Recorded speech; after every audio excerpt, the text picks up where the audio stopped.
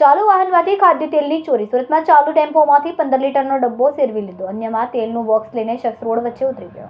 સુરતના રાંદેર વિસ્તારમાં તિરુપતિ કપાસિયા તેલના ટેમ્પોમાંથી ચોરીની ઘટના સીસીટીવીમાં કેદ થઈ. ચોર એક ચાલતા ટેમ્પામાંથી પાછળ ચડીને તેમાંથી 24 લીટર તેલના 2 બોક્સ ચોરી કરી જતા દેખાયો. આ બોક્સમાં કુલ 12 લીટર તેલના પાઉચ હતા. ફૂટેજમાં સ્પષ્ટ જોવા મળે છે કે કેવી રીતે ચોર આરામથી ટેમ્પો પર ચડીને બોક્સને ઉપાડીને તેને લઈને ભાગે છે. બીજા કિસ્સામાં રાંદેરમાં એક કાર ચાલકે ચાલતા ટેમ્પોની પાછળ ચડી રહેલા ચોરનો વિડીયો પોતાના ફોનમાં શૂટ કર્યો હતો. ચોર ચાલતા ટેમ્પોની પાછળથી 15 લીટરનો તેલનો ડબ્બો ચોરીને લઈ જતો હતો.